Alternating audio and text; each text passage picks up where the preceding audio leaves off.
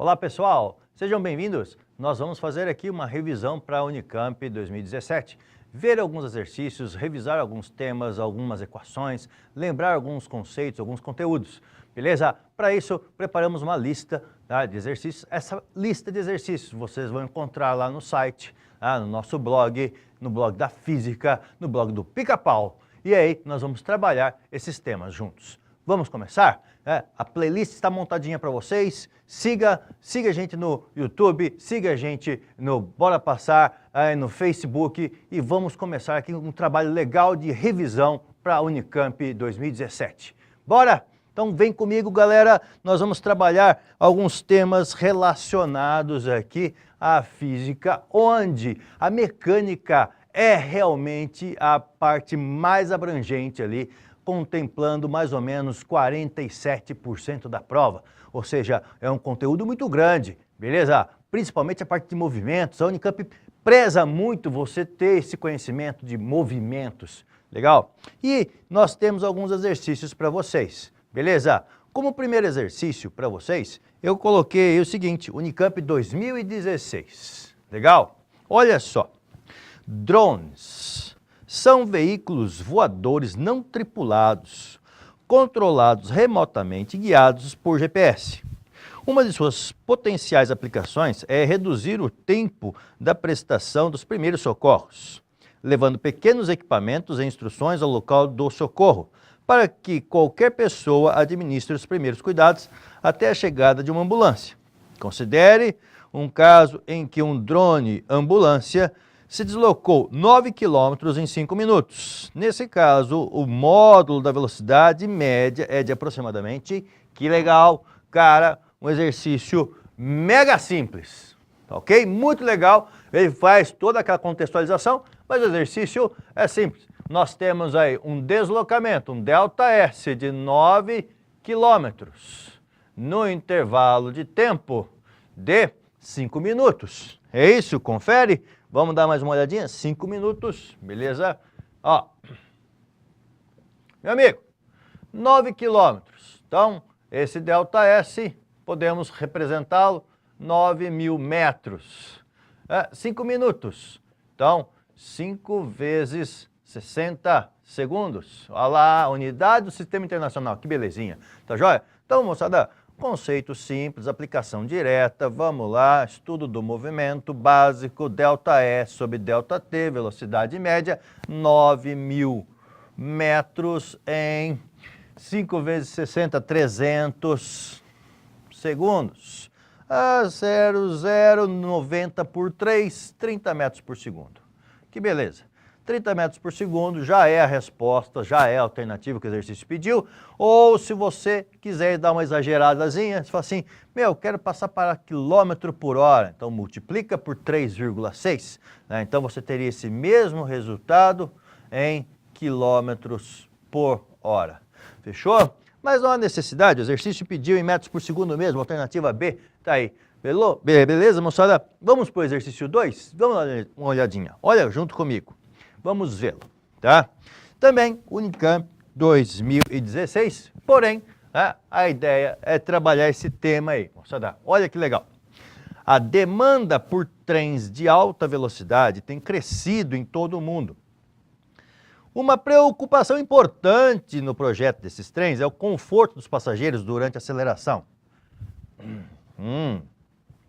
E, sendo assim, considere, em uma viagem de trem de alta velocidade, a aceleração experimentada pelos passageiros foi limitada a max igual a 0,09 g, onde g é igual a 10. A aceleração da gravidade.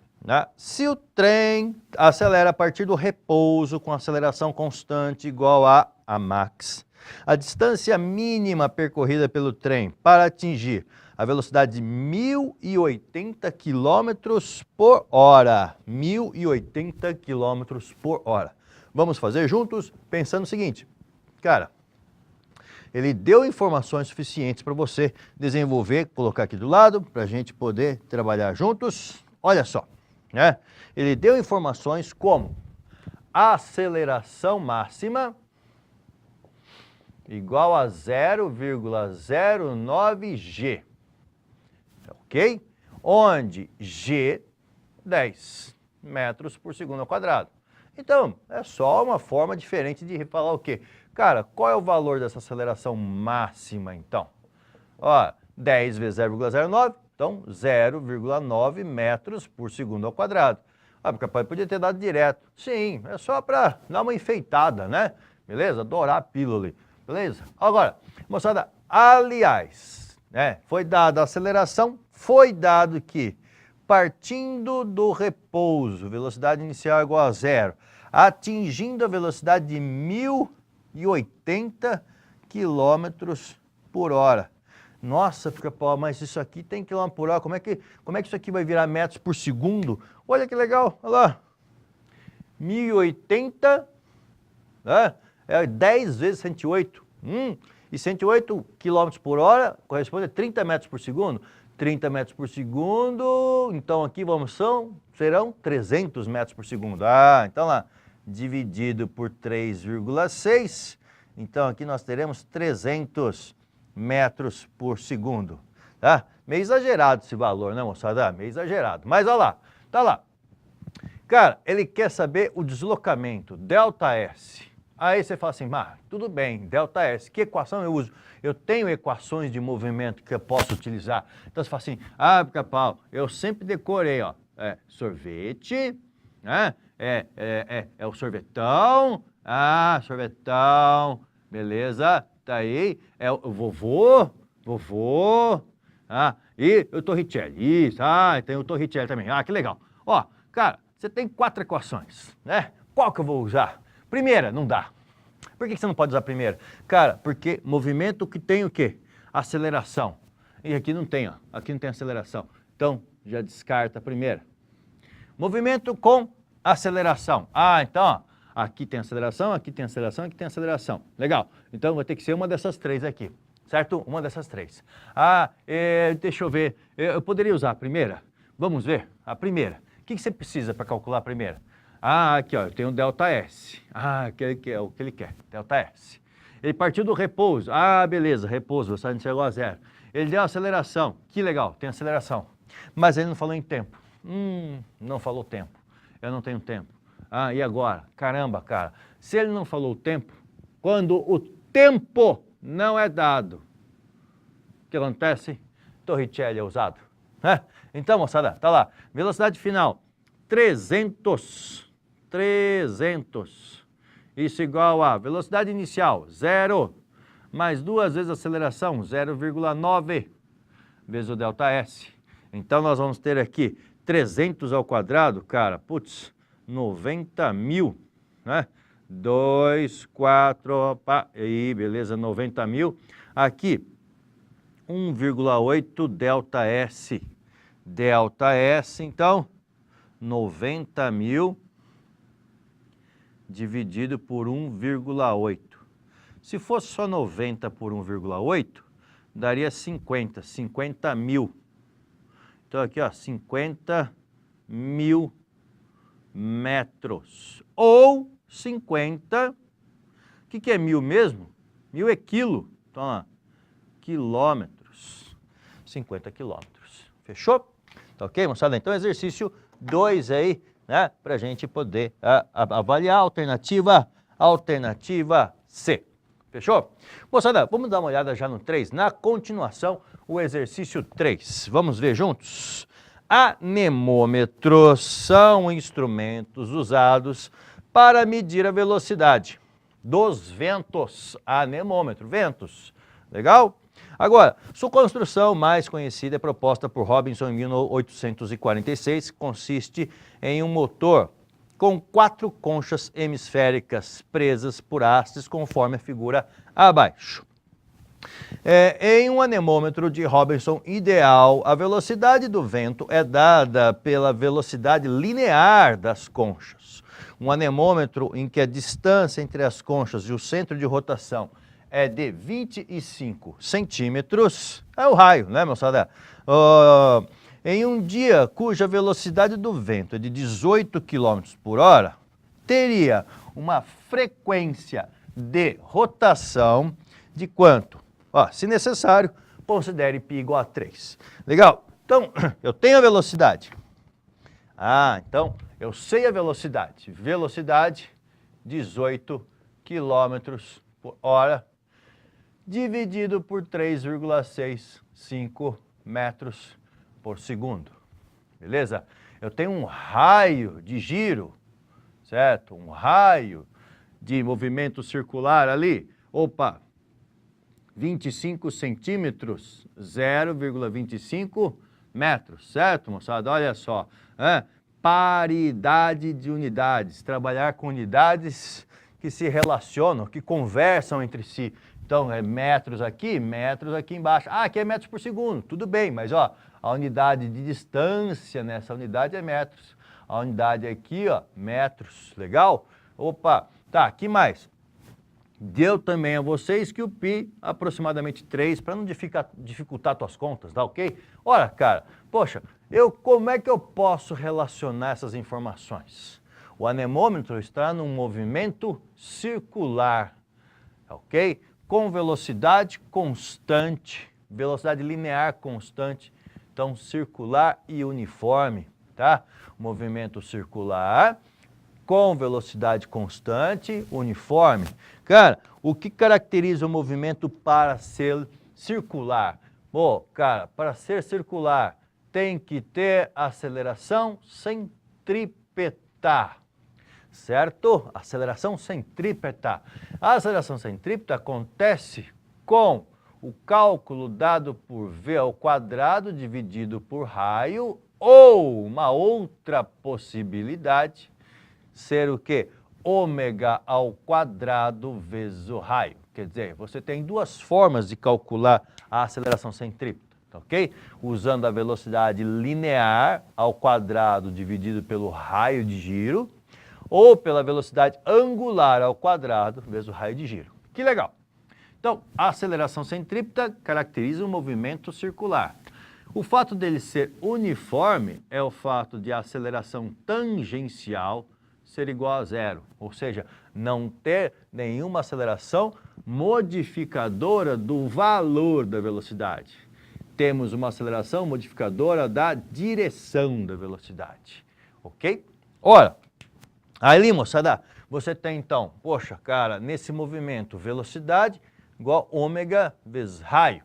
A velocidade eu sei, a velocidade é 5, mas o ômega, Pica-Pau, calma, você não precisa se preocupar. Porque daí você fala assim, cara, ômega, dentre as várias opções, eu posso calcular ômega como 2π vezes frequência, e isso tudo vezes o raio.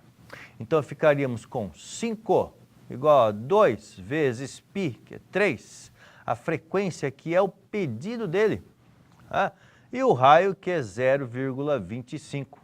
Então 5 que é igual a 2 vezes 0,25 é 0,5, vezes 3, daria 1,5 vezes f. Frequência, então, ficaríamos com 5 dividido por 1,5. Isso aqui, repetições por segundo. Repetição por segundo é a mesma coisa que hertz, certo? Hertz. Mas eu vou procurar as respostas e encontro as respostas em RPM, tá ok? Opa, então peraí, em RPM, então eu vou multiplicar por 60, achar a resposta em RPM.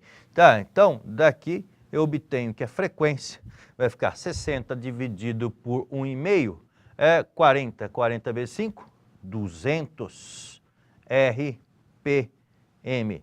Tá aí, moçada? Então, ora, né? Por que multiplicar por 60? Conversão de hertz para RPM.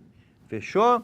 De hertz, RPS para RPM. Repetição por segundo para repetição por minuto. Multiplica por 60, 200 RPM. Fechou? Então, moçada, tá aí. Vai nos dar alternativa B. Legal? Ora, muito bom. Vamos adiante? Vamos seguir para o próximo? Então, olha só. No exercício 4, nós temos aí, tá? Beisebol é um esporte que envolve o arremesso com a mão de uma bola de 140 gramas de massa na direção de outro jogador, que irá rebatê-la com um taco sólido. Considere que, em um arremesso, o módulo da velocidade da bola chegou a 162 quilômetros por hora. Caramba, hein? Bastante, né, galera? Imediatamente após deixar a mão do arremessador. Sabendo que o tempo de contato entre a bola e a mão foi de 0,07 segundos, o módulo da força média aplicada foi de...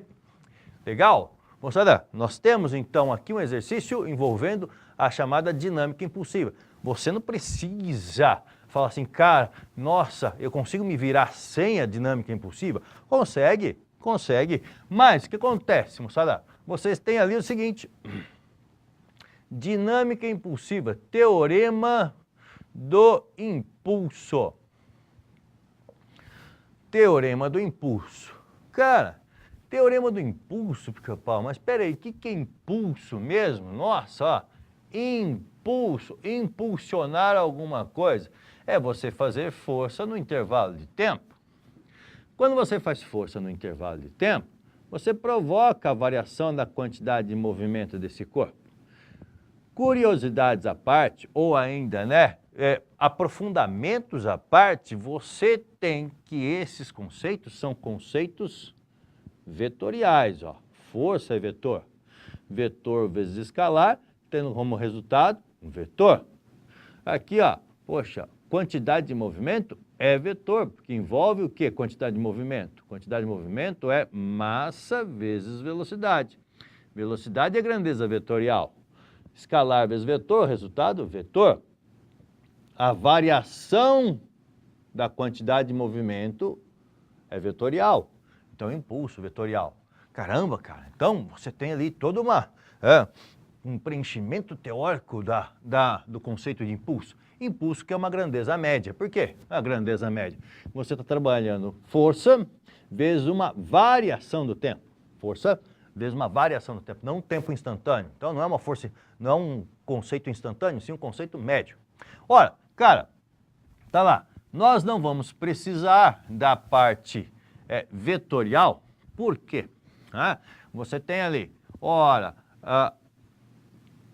pensando na bolinha, paradinha, velocidade inicial igual a 0, saindo da mão do jogador com velocidade de 162 km por hora, beleza? Tá ok? Não tendo a preocupação com variação de direção, então eu vou trabalhar apenas o quê? Cara, se existe ali uma velocidade inicial igual a 0, então uma quantidade de movimento inicial igual a 0. Se existe uma velocidade final, então aqui vai existir uma quantidade de movimento final, m vezes v final. Legal? Tá joia? E eu vou calcular isso aí. Como? Olha só. Então, resultante, que é o que eu desejo descobrir, vezes o intervalo de tempo, 0,07 segundos. Isso igual a quantidade de movimento final menos a quantidade de movimento inicial. Certo? Delta Q, final menos inicial. Tá lá. Resultante vezes 0,07. Isso igual a quantidade final, massa vezes velocidade final, menos a inicial. Quanto que é inicial? 0. Tá bom? Então lá, resultante vezes 0,07. Isso igual a massa. Eu tenho a massa de bolinha, que é a massa do objeto que está adquirindo esse movimento, está sendo impulsionada, essa massa de 140 gramas. 140 gramas é o mesmo que 0,140 quilogramas. Por quê, né, pica-pau? Porque, cara, você fala assim, puxa, como é que eu passo de quilograma para grama? Quilo é 1000, não é verdade? Então, quilograma, 1000 gramas. Daqui, então, quero dizer o quê? Que o grama corresponde a 1 sobre 1000 quilogramas. Certo? Beleza? Ah, pica-pau, nossa, mas esse jeito de pensar, esse raciocínio, não curti muito. Não tem problema, meu velho. Não rolou? Não tem problema. Você fala assim para mim, poxa, cara, se 1 quilograma corresponde a 1000 gramas... então você fala assim, 140 gramas corresponde a quanto aqui? Tá, então lá, Ah, é só dividir por 1000. Aí ó. Passar de quilograma, de grama para quilograma, então vou dividir por 1000, beleza? Então, dividir por 1000, 140 gramas em quilograma. Velocidade final desse corpo, 162 km por hora. Essa velocidade, 162 km por hora, se eu dividi-la por 3,6, então eu vou transformar quilômetro em metro por segundo. E daria quanto ali? Tá? 162 por 3,6, 45, 120, mais aqui 15, 135, e aqui mais 24, é isso aí, né? 45 metros por segundo. Fechou. Bom, galera, então dali nós vamos ter resultante igual a 0,140 dividido por 0,07 vezes 45.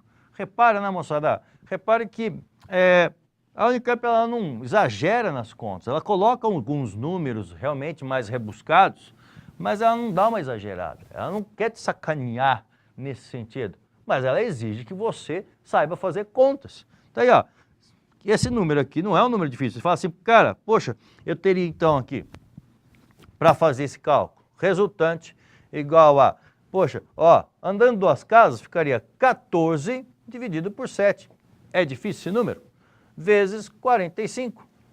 Ó, cara, então vai dar resultante aqui como 2 vezes 45, 90 newtons. Fechou? Beleza?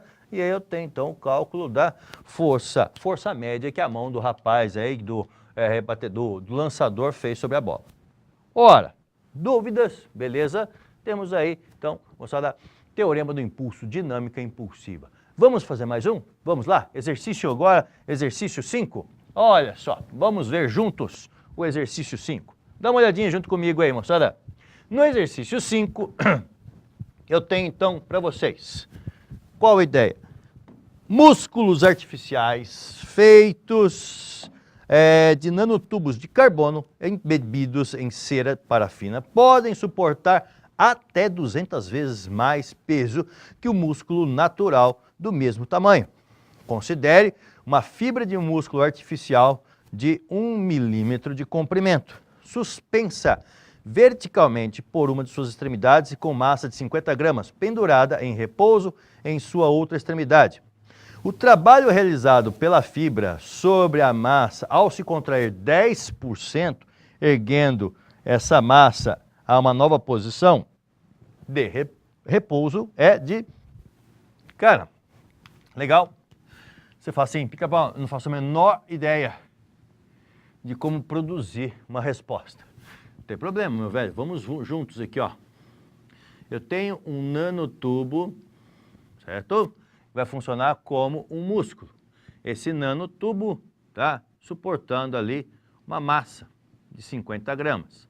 Então, vamos já começar aqui, ó. 50 gramas, passar esse número para quilograma. Então, seria 50 vezes 10 a menos 3 quilograma. Uma outra forma de você enxergar aí a conversão. Quilo é 10 a terceira. 10 a terceira vezes 10 a menos 3, 10 elevado a zero, volta a ficar, então, olha ali a massa em gramas. Beleza? Então, tem ali massa. Ora, esse nanotubo vai encolher 10%. Então, ao se encolher 10% como um músculo, tá? Se retraindo, eu vou ter, então, aqui, ó lá, né? Que situação? Ou, cara, uma elevação do corpo. O corpo passou, então, de uma posição inicial para uma posição final, sofrendo aqui uma elevação, certo? De 10%. Cara, se aqui eu tinha 1 milímetro, se aqui era 1 milímetro, aqui nós vamos ter quanto? 1 menos 10% de 1. Sim, beleza? Tá ok? Então, Pica-Pau, quanto que vai dar esse número aí? 10% de 1. 10% de 1 é 0,1. 1 menos 0,1, então cara, aqui vai ficar 0,9 milímetros, beleza? Então, meu amigo, puxa, cara, você saiu de uma posição inicial e sofreu uma elevação, uma variação de altura aqui, um ΔH, 0,9 milímetros. Lembrando que, cara, 0,9 mili é 10 a menos 3. Opa! Então, Capel, eu posso propor a ideia a partir do quê? Como ele pede o trabalho, é o trabalho realizado pela força peso, certo? Então tem aqui, ó, o peso do corpo e o trabalho realizado por esse peso. Trabalho realizado por esse peso. Então, trabalho realizado pelo peso sendo dado pelo teorema da energia potencial, menos variação da energia potencial. Esse trabalho, então, sendo a energia potencial inicial menos a energia potencial final. Capel, a inicial, qual que é? Eu não sei a altura inicial. Cara, você não sabe. Coloca a altura inicial onde? Coloca no zero. A altura final vai ser quanto? Cara, ele subiu quanto? 10%. Ele foi de 1 para 0,9. Então você fala assim, eu vou usar o quê? O 0,9? Não, eu vou usar a variação de altura que ele trabalhou, que ele tem ali.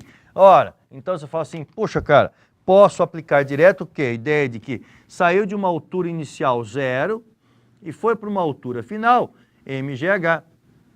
Onde, então, nós vamos ter o trabalho do peso como massa. Massa, 50 gramas. Então, aqui vamos ter a massa menos a massa, 50 gramas. A gravidade, que é 10. Vezes a altura. Cara, ele subiu de 1, foi para 0,9. Então, ele subiu 1 milímetro. Caramba, o trabalho do peso, então vai ficar, menos 50, então menos, acompanhando ali, 10 vezes 10, 100, 10 ao quadrado, vezes 10 a menos 3, 10 a menos 1, 10 a menos 1, vezes 10 a menos 3, 10 a menos 4, 5 vezes 10 elevado a menos 4 joules. Tudo isso para obter a unidade do Sistema Internacional, tá? Então, um trabalho, por que negativo? Trabalho forçado, um trabalho onde você teve o quê? Você ganhou energia potencial. Porque, Paulo, depende da trajetória, depende se ele subiu em zigue-zague, depende se ele subiu na diagonal, depende se ele fez todo um acesso estranho para sair da altura 1 para a altura 0,9? Não, não depende da trajetória. Trabalho de força conservativa não depende da trajetória, beleza? Isso significa o quê? Quem são as forças conservativas? Só para te lembrar, peso, força elástica e força elétrica. São as três forças que vão usar o teorema da energia potencial. São as três equações, as três forças que são associadas a energias potenciais, né? Peso, tá? mgh, força elástica, tem o que? Energia potencial elástica como kx ao quadrado sobre 2, e a força elétrica que tem a equação de energia potencial elétrica, K, Qzinho sobre R. Lembrando que energia elétrica, ela se diferencia da força elétrica porque não tem o módulo nas cargas e não tem o quadrado na distância. Beleza? Tá ok? Moçada, sexto exercício, tá ok? Sexto exercício, nós vamos ter aí. Então, tempestades solares são causadas por um fluxo intenso de partículas de altas energias ejetadas pelo Sol durante erupções solares. Esses jatos de partículas podem transportar bilhões de toneladas de gás eletrizado em altas velocidades, que podem trazer riscos de danos aos satélites em torno da Terra. Legal? Beleza? Entendido? Olha só, considere que uma erupção solar, em particular, um conjunto de partículas de massa total 5 kg, deslocando-se com velocidade de módulo Vp igual a 2 vezes 10 a quinta metros por segundo, choca-se com um satélite de massa 95 kg, que se desloca com velocidade de módulo Vs 4 vezes 10 a terceira metros por segundo, na mesma direção em sentido contrário. Se a massa das partículas adere ao satélite após a colisão, o modo da velocidade vai ser legal, tá? Bastante informação, né, moçada? Eu tenho aqui um conjunto de partículas vindas ali do Sol, aqui, com a velocidade das partículas, tá? Moçada, olha lá, vamos terminar isso aqui, olha só. Então, tem 2 vezes 10 à quinta, 2 vezes 10 à quinta, com uma massa total de partículas como sendo 5 quilogramas. Aqui está o satélite, ok? De massa 95 quilogramas. E velocidade contrária, na mesma direção, só que velocidade contrária, velocidade de 4 vezes 10 à terceira. E aí, cara, isso antes. Depois do impacto, as partículas aderem ao satélite, fazendo com que ele tenha uma velocidade final. Para onde? Não sei, provavelmente para esse lado. Mas não sei para que lado vai ser. Mas você tem um antes e um depois. Você vai ter uma colisão. Nessa colisão, vou usar aqui o quê? Princípio da conservação da quantidade de movimento. Princípio da conservação da quantidade de movimento. Quantidade de movimento final é sempre igual à quantidade de movimento inicial, em módulo, em direção e sentido, beleza? Olha, cara, no final, o satélite e as partículas ficam unidas com a mesma velocidade. Então, aderem, as partículas aderem ao satélite, então, grudam. Se grudam, passa a ter uma única velocidade final. Isso igual a, tá bom, vamos ver. Quantidades iniciais, poxa, cara, eu tenho o satélite com sua velocidade, eu tenho as partículas com sua velocidade, beleza? Massa do satélite, 95, das partículas, 5, velocidade, V, isso igual a massa do satélite, 95 vezes a velocidade do satélite. Pois é, agora a gente chegou num momento importante, tá? Se eu falar que a velocidade do satélite é 4 vezes 10 à terceira, que realmente é o que está escrito ali, ó, 4 vezes 10 à terceira, e considerar essa velocidade positiva, o que vai acontecer? Cara, a velocidade das partículas está no sentido oposto, então vou ter que considerá-las negativas. Então lá, mais massa das partículas, 5 vezes a sua velocidade, que vai dar quanto aqui? Menos 2 vezes 10 à quinta. Ok? Então lá, vai ficar aqui 100 vezes V igual a 95 vezes esse número aqui vai dar 360, 380. 380 vezes 10 à terceira, menos 5 vezes 2, 10 vezes 10 à quinta. Certo? Tá. Ora, aqui então vamos colocar 100 vezes V, que é igual a, para deixar na mesma potência, então ficaríamos com 380 vezes 10 à terceira, menos 1000 vezes 10 à terceira. Certinho? Bom? Ora, cara, agora eu posso fazer a subtração. Então, 100 vezes V igual a menos 620 vezes 10 à terceira. Legal? Ora, por que ficou negativo? Né? Por que ficou negativo, cara? Porque você fala assim, meu, então, no final das contas, você vai falar assim para mim, meu, o satélite vai inverter o sentido dele. O satélite vai inverter o sentido dele. Tá ok? Então, cara, diante disso, a velocidade ali vai ficar menos 620 vezes 10 à terceira, dividido por 100. Essa velocidade vai dar quanto? 100, 10 ao quadrado corta com 10 à terceira aqui, sobrando 10. Então vai ficar 6.200 metros por segundo. Caramba, velho, olha só, 6.200 metros por segundo. Mediante o sinal, eu estou aqui entendendo que o que aconteceu? O satélite foi freado e o conjunto, na verdade, passou a se mover não para a direita, para a esquerda, no mesmo sentido que estava, mas no sentido oposto. Olha lá, bateu e nesse impacto o conjunto mudou de sentido. Beleza? Dando aí para a gente, moçada, alternativa C. Legal? Continuamos numa próxima, tá? Então, moçada, continue com a gente. nós estamos aí com a playlist e aí, né, dando continuidade aos exercícios. Temos 40 para fazer. Até já!